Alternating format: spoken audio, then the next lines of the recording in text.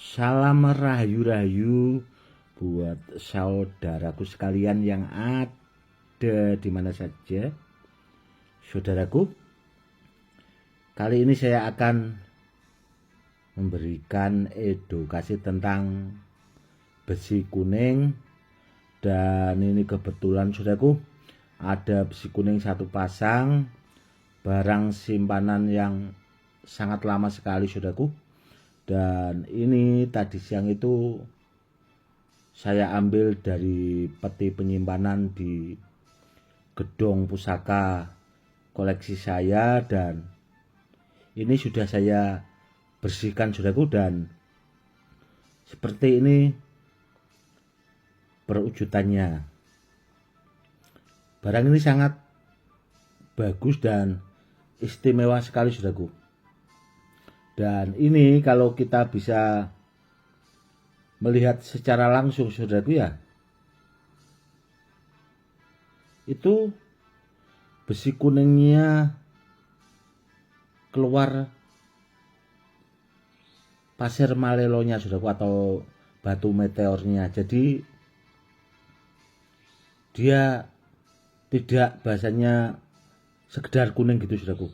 Nanti akan saya perlihatkan contoh besi kuning yang sama-sama sudah saya bersihkan, namun besi kuningnya itu tidak muncul pasir malelonya. Contohnya ini saudaraku. Ini besi kuningnya itu ada pasangannya saudaraku, Badar Pulosani. Namun setelah saya bersihkan itu seperti ini saudaraku. Dia sekedar kuning namun tidak bisa keluar seperti emasnya itu, atau orang menyebutnya itu seperti ada pasir malelonya. Namun kalau yang satu pasang ini saudaraku ya, itu kalau kita melihat di siang hari saudaraku, itu sangat jelas sekali, kertip-kertipnya itu sangat jelas sekali saudaraku.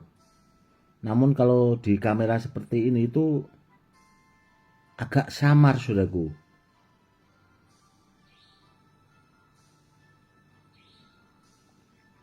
Bagus saudaraku. Ini kalau kita lihat di siang hari itu seperti bertaburan emas. Namun karena saking bersihnya mungkin saudaraku ya, kalau di kamera itu jadinya samar.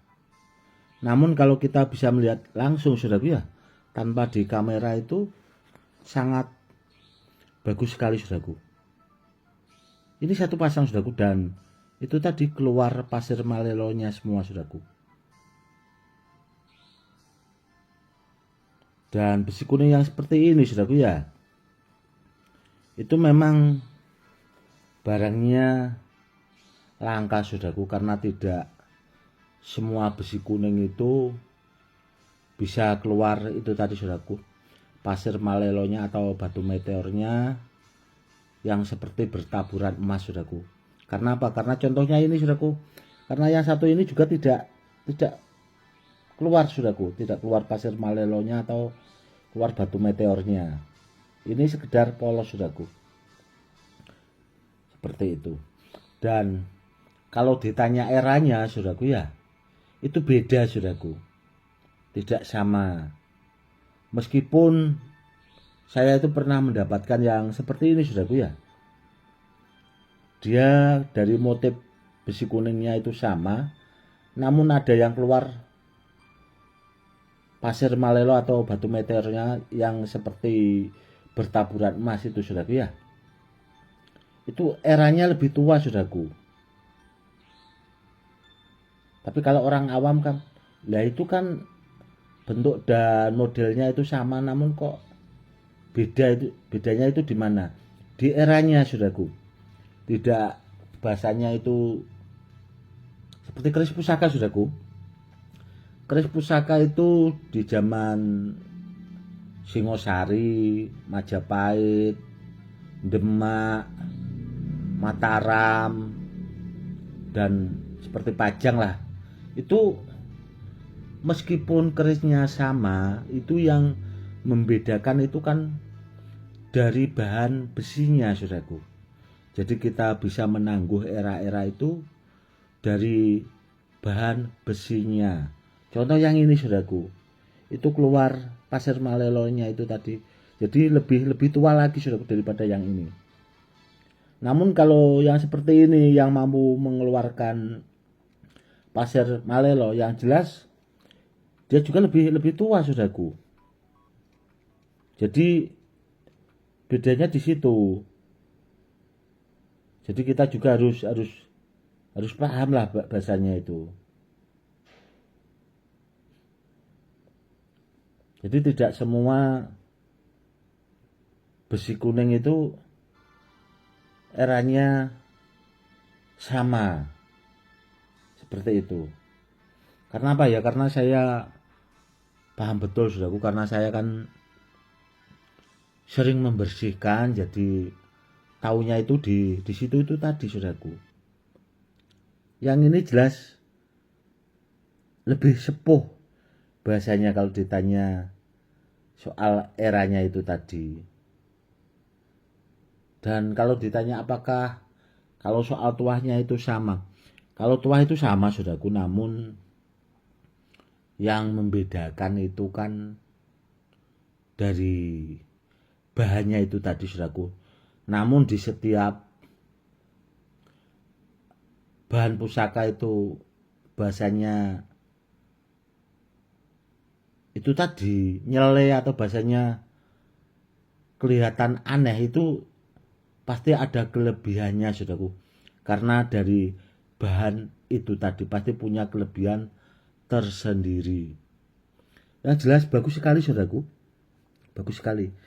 Ini asalnya itu warnanya hitam legam, saudaraku.